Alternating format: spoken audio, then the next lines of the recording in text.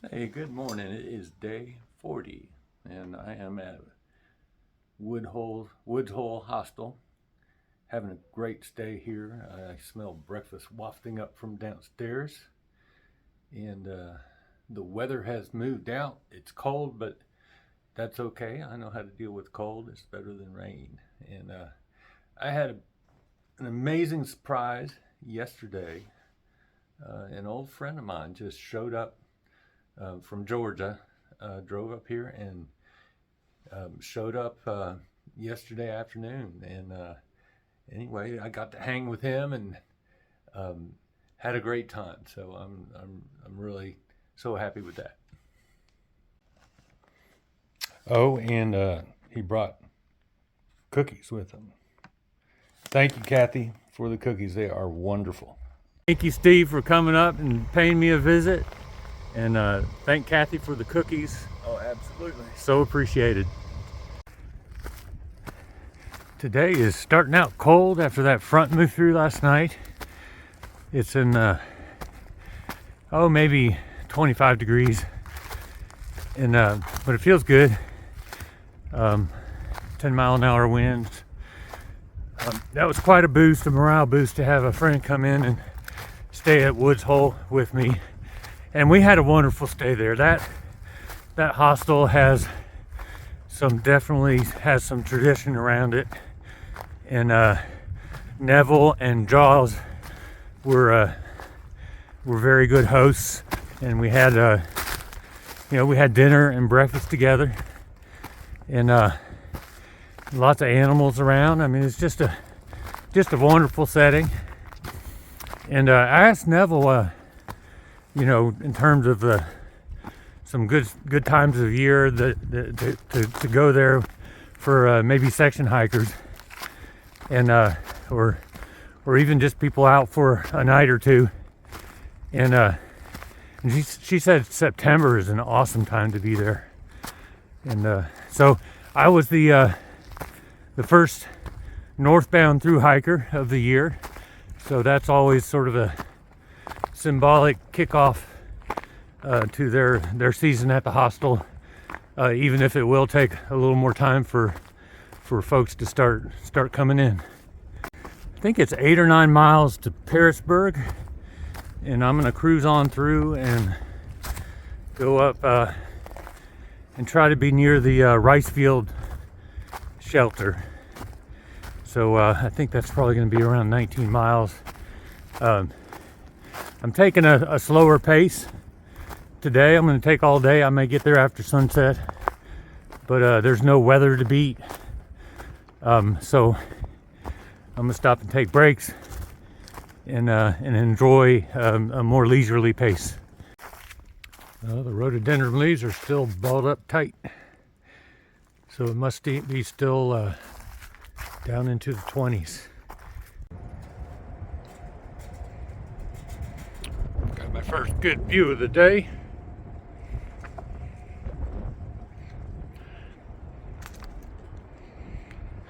Looking at the valley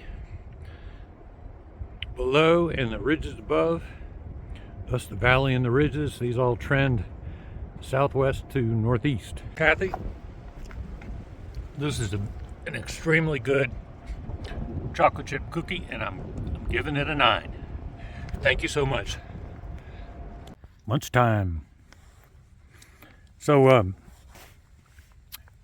you hear when people have funerals these days, they like to call them celebrations of life, and that's good. It makes people feel better, and I guess you can both mourn a death and celebrate a life at the same time. But here, I'm going to take this opportunity to celebrate the death, and I'm talking about Big Ugly, which is the name I gave to the blister on my big toe. So I'm gathered here today with myself to remember Big Ugly and all the terror he caused me. Why is he? I don't know. He came on in the middle of the Smoky Mountain National Park in the snowdrifts when I least needed it to happen, inflicted pain on me for a week or two, and then minor irritations for a couple weeks after that. But now I can honestly say I feel no presence of Big Ugly. So Big Ugly, goodbye, good riddance. And if there's some strange reality where there's an afterlife for blisters on the bottoms of big toes, may it be the worst one available. I got some cheese and some homemade bread from the Woods Hole Hostel. It's making a fine lunch. Okay, I tried these cookies again after the sun kind of warmed them up a little bit. And I'm going to have to up this to a 9.5. Pretty darn good. Man, I wish I had a hang glider. Maybe somebody to pilot it for me. I am at Angel's Rest. Quite an overlook here. There's the Celanese chemical plant. Down there is the New River. And the town of Pearisburg. Okay, Geology TED Talk time. There's a number of large rivers like the New River down there. And also the James River further north in Virginia. And there's others that cut across the mountains. So they don't follow the valleys and ridges. They cut across the ridges. They've cut through the ridges. And so how did that happen? And you know, the New River's kind of ironically named. It's actually a very ancient river. And now, you know, we're talking about theory. Geologists or scientists, they deal in the scientific method and theories. But as I understand, there's a lot of evidence to show that these rivers were once kind of meandering rivers, like you see the Mississippi River. It kind of meanders back and forth, forms these loops, and that these rivers actually were on a floodplain. So that means the Appalachian Mountains had been eroded fairly flat. And, you know, I mean, the expression of mountains in terms of how high they go above sea level, that's a balance between erosion and uplift. And, you know, how many years can a mountain exist before it's washed to the sea? And I know that wasn't what you really meant, Mr. Dillon, but the answer, my friend, is if there's not ongoing uplift, a few tens of millions of years. So the theory goes that these river systems were established on the floodplains and the mountains had been washed down, at least the topographical expression of those mountains. But they were still there. The structure of those mountains still existed below that floodplain. And then there was another mechanism of uplift that happened much more recently. And geologists can argue about what that is or explain that. And so you had continued uplift, and those rivers already being established were able to erode through the mountains as that uplift occurred and remain on the course, largely on the course that they had been on before. And so that's why you have these ancient rivers that seem to be able to cross the mountain ranges. And so that's it. That's my little TED Talk. All right, so thanks to the New River combined with new uplifting mechanisms,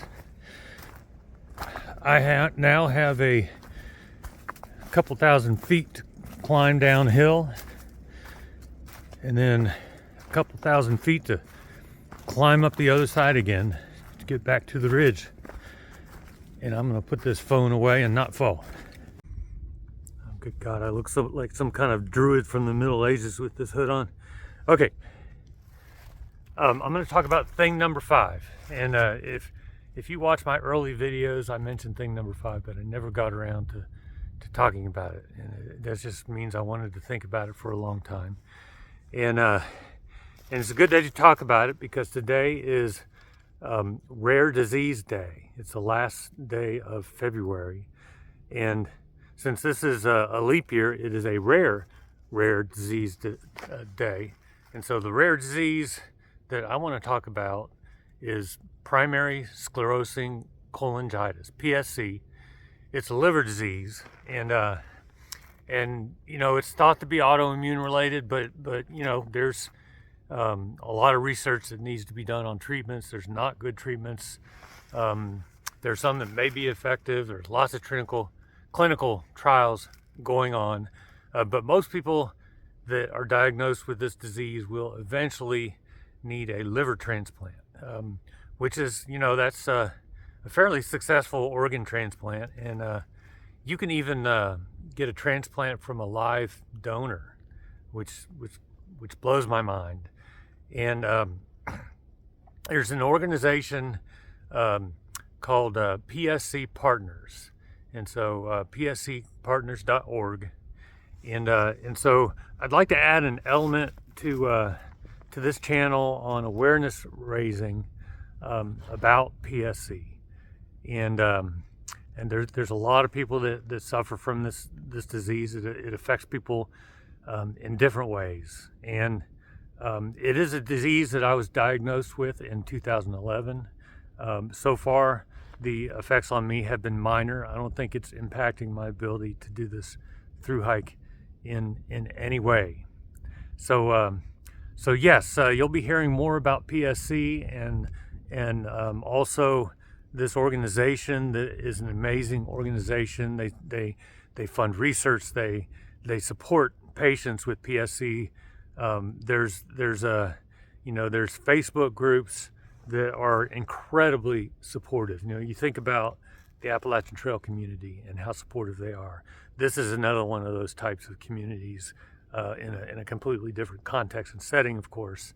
But it is an amazing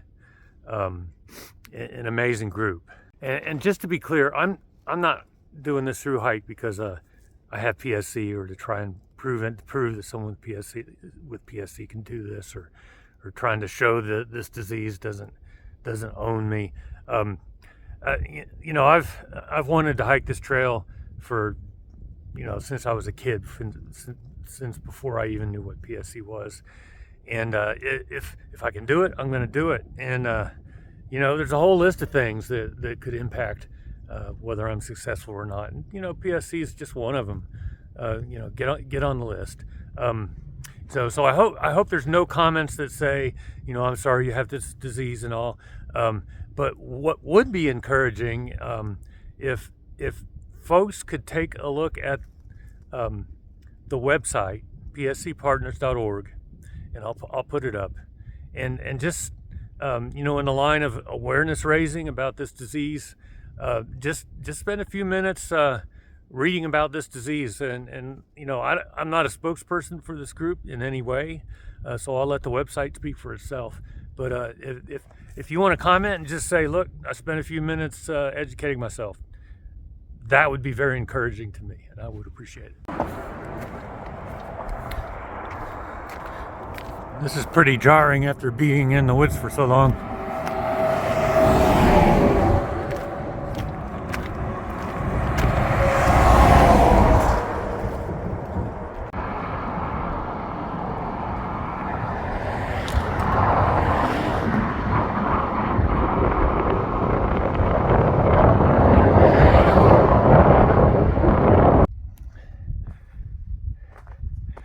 And look where I get to be for the sunset.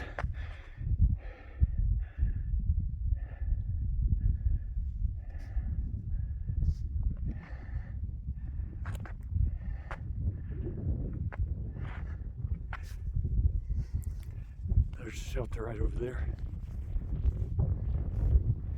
But I'm just going to sit here and make dinner right here.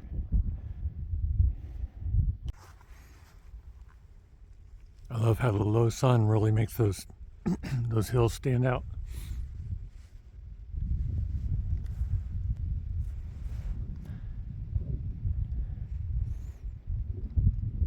I hear some cows down there.